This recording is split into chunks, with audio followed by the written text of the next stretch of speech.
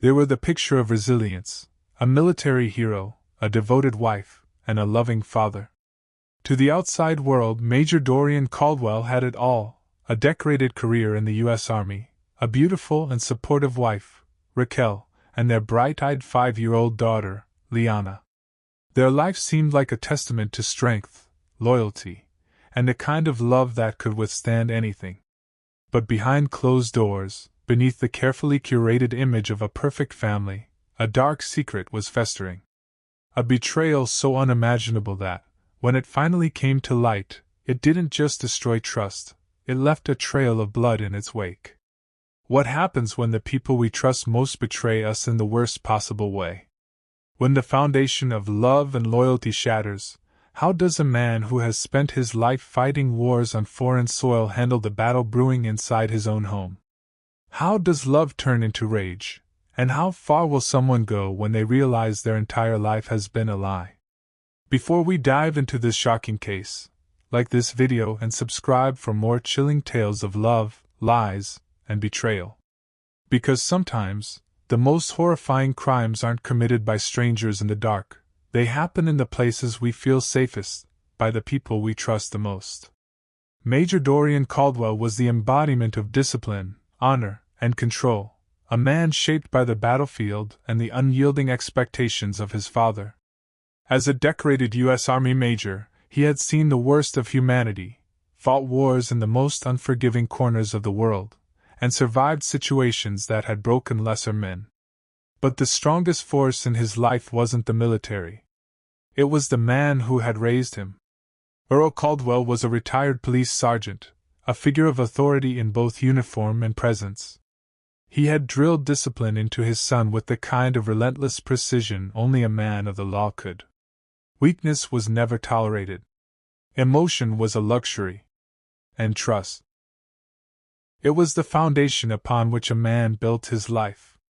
Dorian had taken that lesson to heart. He trusted his instincts in combat. He trusted his fellow soldiers with his life. And most of all, he trusted his father. When he married Raquel, he did so believing he had found a partner as steadfast as he was. She was radiant, a striking woman whose warmth softened his edges without making him feel exposed. In their tight-knit South Carolina community, Raquel was adored, graceful yet independent, charitable yet strong-willed. She carried herself with the poise of a woman who knew her worth, and that confidence only made Dorian love her more. Together they built a life that looked perfect from the outside. Their daughter, Liana, was the light of Dorian's world, a bright-eyed little girl who thought her father was a real-life superhero. Every time he came home from deployment, her laughter made the horrors of war seem like a distant dream. He had everything he had ever wanted, a family that felt like an unshakable fortress, a home that promised safety from the chaos of the world. But even the strongest walls can be breached. Dorian's last deployment had taken him overseas for nearly a year, longer than ever before. The absence was brutal, but there was comfort in knowing his father was there, watching over his wife and child. Earl had always been more than a father. He was a protector, a man who could be counted on. Dorian would sit in the barracks, listening to the hum of distant gunfire, and tell his fellow soldiers how lucky he was. Not everyone had a father like his. But war has a way of revealing truth. Not the kind found on battlefields, but the kind that festers in the places we least expect. Dorian had survived ambushes, bombings, and the cruel randomness of death. He had faced enemies who wore no uniforms, who struck from the shadows, who never announced themselves before the killing began. But nothing, had prepared him for what was waiting at home. Because while Dorian had been halfway across the world, trusting the people he loved most, they had been betraying him in ways he never could have imagined. Earl Caldwell had spent his entire life commanding respect. As a veteran police sergeant, he understood the power of authority, the way it could mold people, bend them to his will without them even realizing it. He wore control like a second skin, moving through the world with the confidence of a man who never needed to ask for permission. To outsiders, he was a dedicated father, a retired officer who had spent his life serving and protecting. But behind closed doors, Earl was a different kind of man. One who never took no for an answer. One who didn't just enforce the law, he decided which rules applied to him. Raquel had always admired his strength. She had seen in him the same discipline and command that had drawn her to Dorian. But admiration was a fragile thing, easily twisted into something else. It had started small, harmless, even.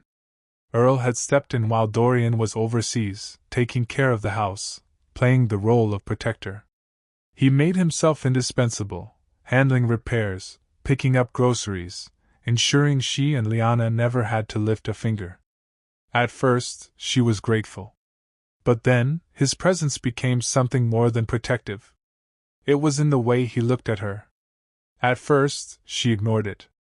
Dismissed the lingering glances, the way his hand rested on her shoulder a little too long, the way his voice softened when he spoke to her in the quiet of the evening.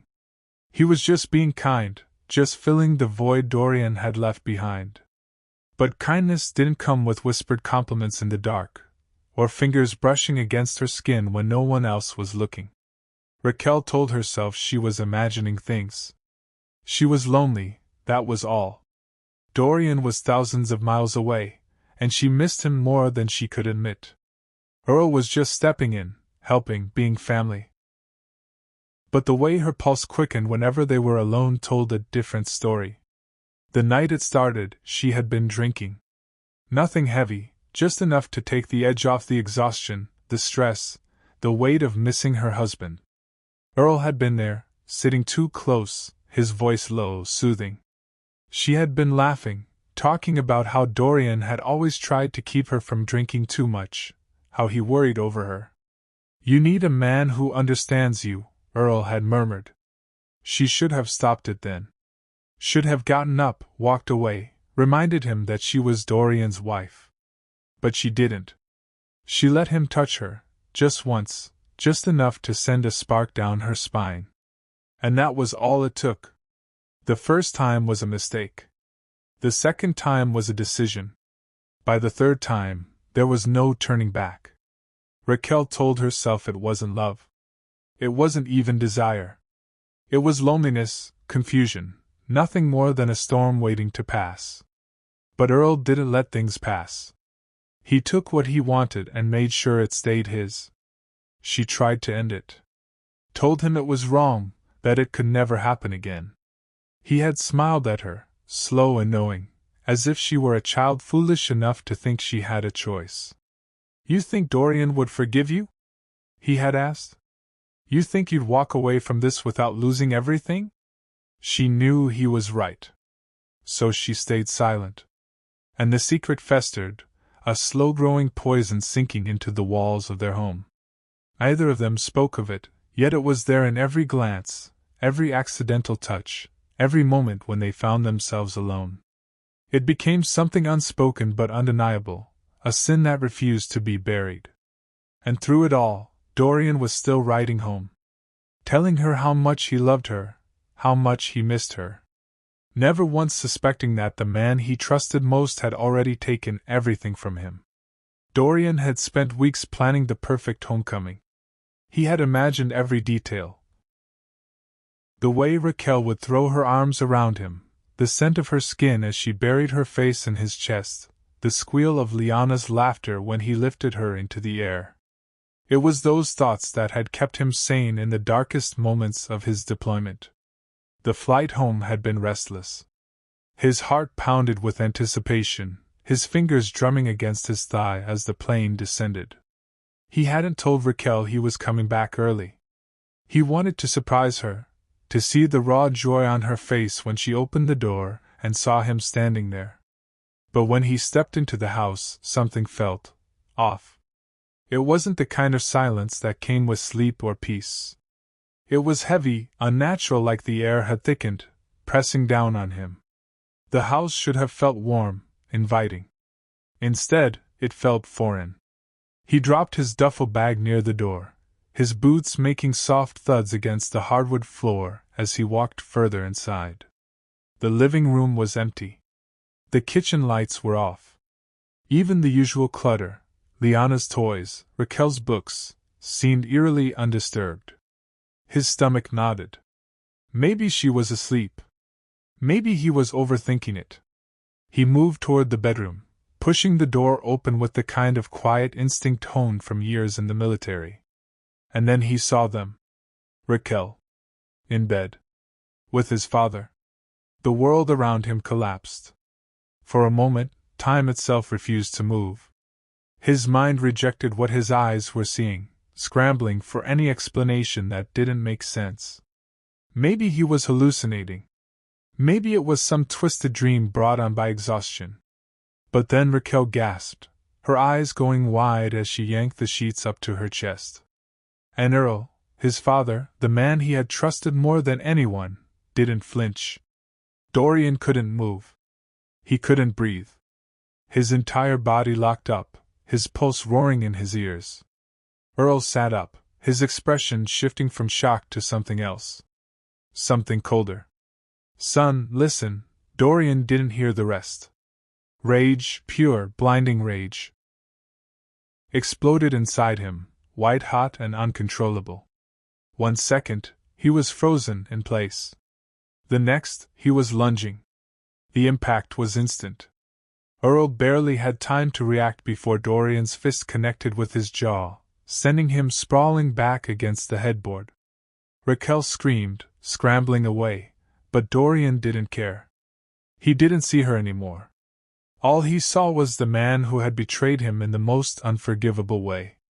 Earl recovered fast, faster than Dorian expected for a man his age. He grabbed Dorian's wrist mid-swing, twisting sharply, but Dorian had spent too many years in combat to be overpowered. He used the momentum, shoving his father back with a force that rattled the bed frame. "You're sick," Dorian snarled, his breath ragged. "You're my father." "My father." Earl wiped a streak of blood from his mouth, his eyes dark, calculating. He wasn't ashamed. He wasn't even apologetic.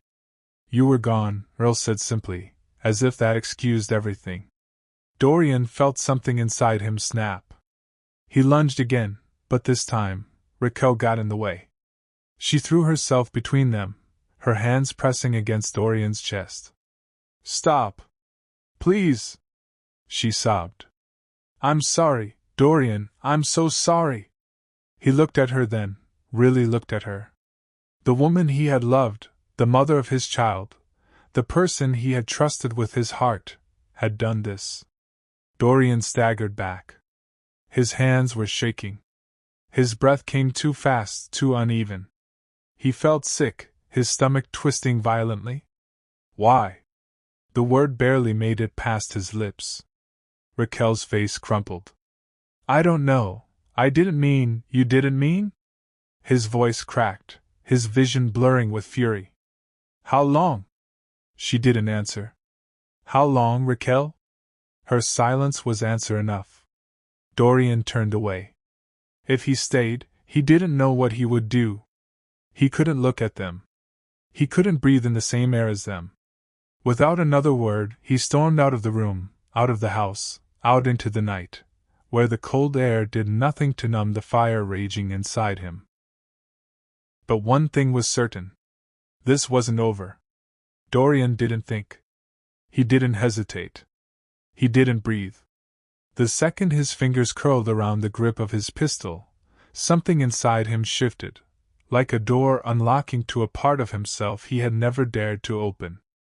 Earl was still talking, still trying to explain, his voice calm, as if he could reason his way out of this. "Son, I know this looks bad, but you need to think." The first gunshot cut him off. The force of the bullet slammed into his chest, ripping through flesh and bone. A spray of dark red splattered against the headboard, staining the crisp white sheets. Earl staggered, his mouth opening in shock, but Dorian had already fired again. The second bullet tore into his collarbone, shattering it instantly. He fell back against the bed, gasping like a fish on land, his hands clawing at his own chest, as if he could somehow hold himself together.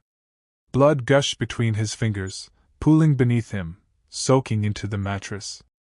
Raquel's screams were distant, white noise against the pounding in Dorian's head. The third shot hit just above Earl's left eye. His body jerked violently before going completely still, his head snapping to the side as the bullet tore through his skull, painting the wall behind him with brain matter and bone fragments. The metallic scent of blood filled the air, thick and suffocating. Earl's eyes remained open, but they were empty now, void of the authority and control he had wielded for so long. Dead. But Dorian wasn't done. Raquel was screaming, her hands pressed to her mouth, her body shaking so violently that she nearly fell off the bed. "Dorian, please!" she sobbed. "I love you, I swear! I made a mistake. Please, please." The words were meaningless. Dorian turned the gun on her, his finger tightening on the trigger before she could say another word. The first bullet caught her in the stomach.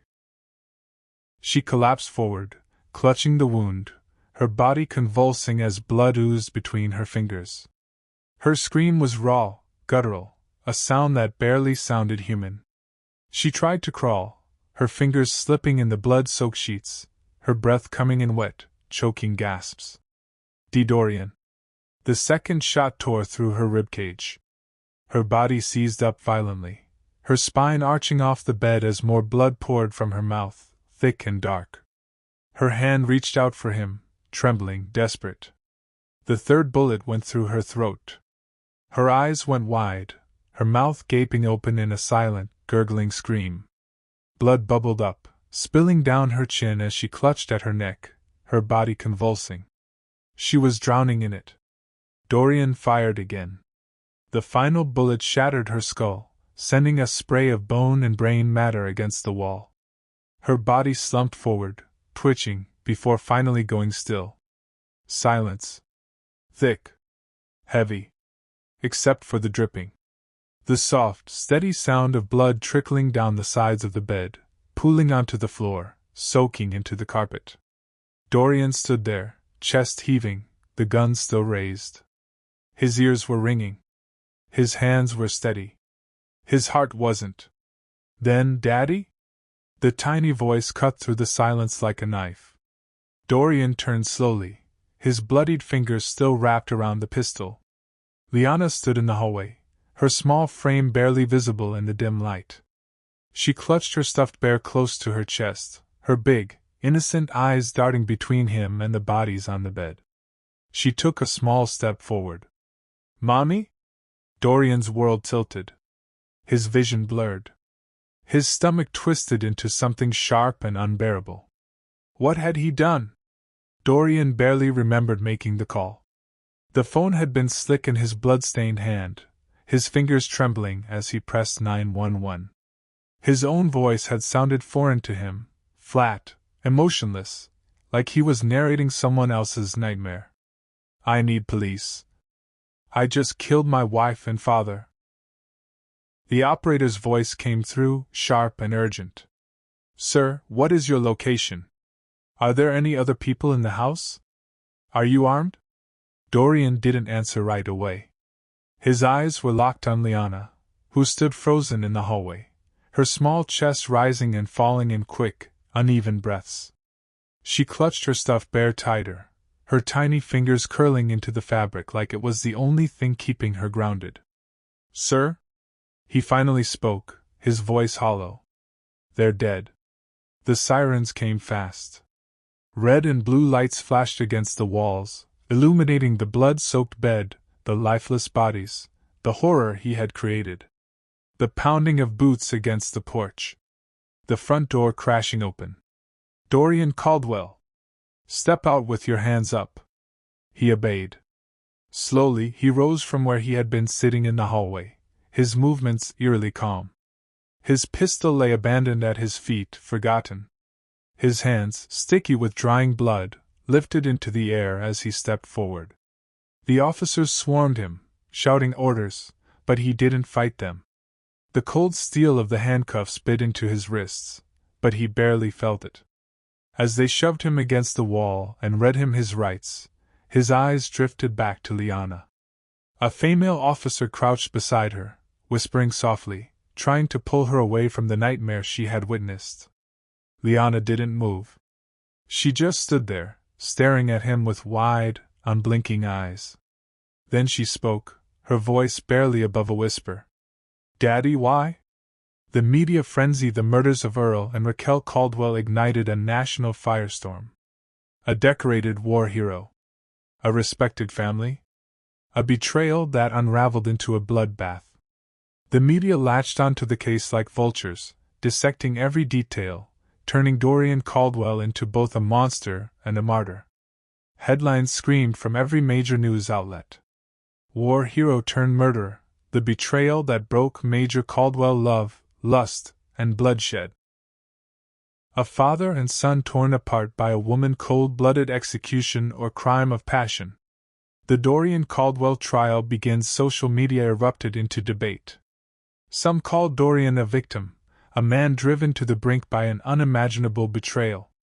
Others painted him as a cold-blooded killer, a man who had allowed his rage to consume him. He snapped. Any man would have. Imagine coming home to that. I don't care what happened.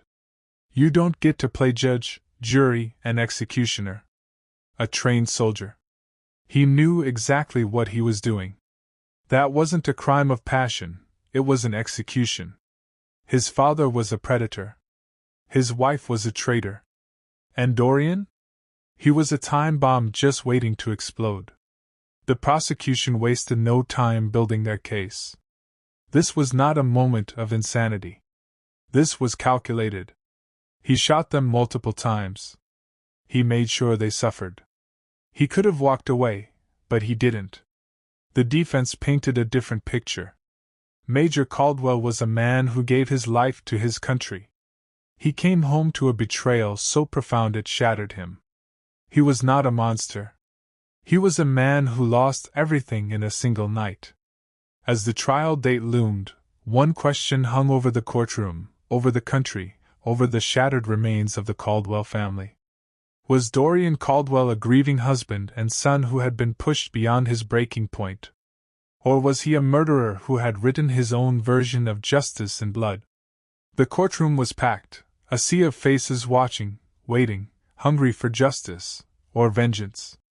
Camera lenses glinted under the fluorescent lights, reporters whispering into microphones, their voices carrying to millions beyond those four walls.